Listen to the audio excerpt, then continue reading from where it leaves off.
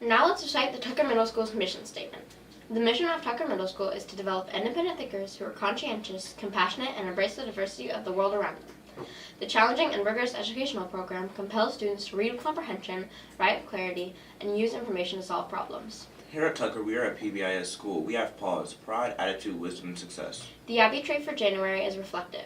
We thoughtfully considered the world and our own ideas and experience. We work to understand our strengths and weaknesses in order to support our learning and personal development.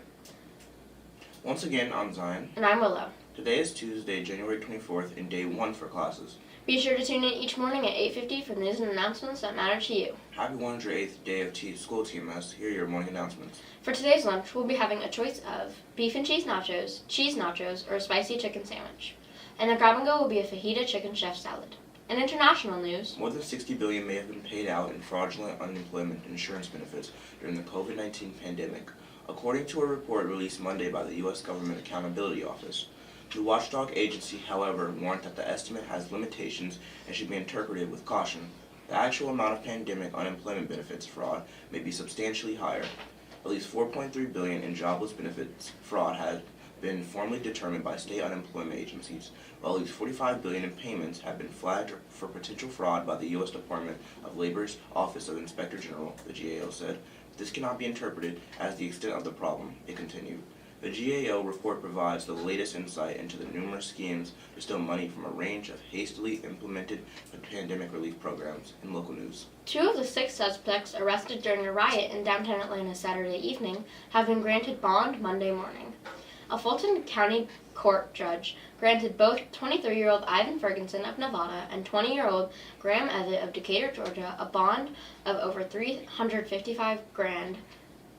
The other 4 suspects, Nija Gear, 24, of Nashville, Tennessee; Madeline Felia, 22, of Spokane, Washington; Francis Carroll, 22, of Kennebunkport, Maine; and Emily Murphy, 32, of Grosse Isle, Michigan, were denied bond.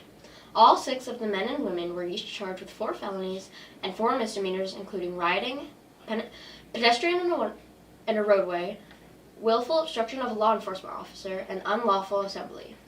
The felony charges include second-degree criminal damage, first-degree arson, interference with a government property, and domestic terrorism.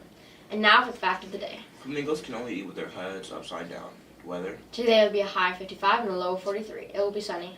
Announcements. Reading Well practice will be held every morning this week at 8:30 a.m. Please be on time. Be sure to continue to log your reading and Beanstalk for the Cozy Up with a Good Book Challenge. This challenge began December 10th and will conclude January 31st. The following students should report to the library for last week's Snowman Scavenger Hunt treat: Brooke McKinney, Kathy Martin, and Muzna Kastani. Any 8th grader interested in joining the high school dance or flag team for the 2023-2024 season? For any questions or concerns, see Coach Rucker on the 7th grade hallway room, A204. Congratulations to the TMS robotics team. They got first in their core values presentation. All of us here at TNN wish you a wonderful school day. Well, this concludes our morning broadcast. Thanks for watching, listening, and following TNN, your student voice of Tucker Middle School. Have a great day and succeed.